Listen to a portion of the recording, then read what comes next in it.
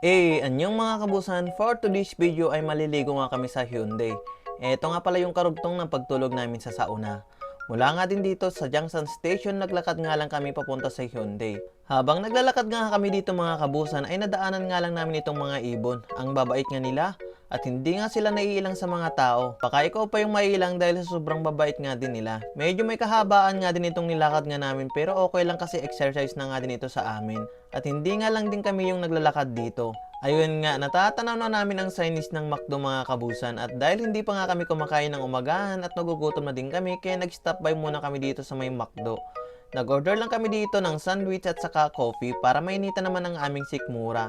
Napakaganda talaga ng araw, panigurado madaming maliligo ngayon sa Hyundai. Pagkatapos nga namin dito sa may McDo ay dumiretso na nga din kami at naglakad. Natatanaw na nga din dito yung dagat mga kabusan. Nakaka-excite lalo maligo nito.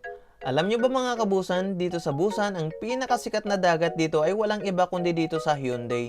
Kilala nga din ito sa mapinong buhangin at saka filming location nga din ito ng movies at saka K-drama. Bale nasa dulo nga kami kaya papunta nga lang din kami sa may gitna at mayroong mga malalaking payong doon na pwedeng rentahan.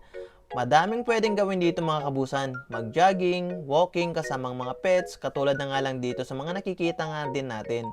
Sakto ngayong oras na magpunta namin dito mga kabusan kasi maaga pa, nakapili pa kami ng spot na pwede namin pwestuhan at nasa unahan pa nga kami kabusan. Kaya mas lalong maganda ang tanawin. Bumili na nga lang din kami dito ng mainom mga kabusan para refreshing naman sa aming pakiramdam. Lahat nga ng mga payong mga kabusan ay narentahan lahat at mayroon pa yung mga hindi nagrenta na sa tabing gilid na lang sila. Pero sa sobrang napakainit kaya mas mainam na mag-rent ng payong kasi mura lang din naman lalo na kung hindi ka naman nag-isa para may cashier ka sa bayad.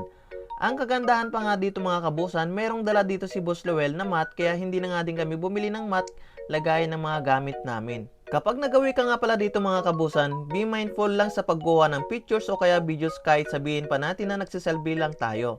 Mahirap na baka ma-report ka. Alam naman natin na bawal lalo na sa mga baguhan o bagong dating dito sa South Korea. Siyempre madaming mga nakatupis baka isipin nila kinukuhanan mo sila ng pictures. Sobrang na-enjoy nga din namin dito mga kabusan kasi hanggang hapon nga kami dito.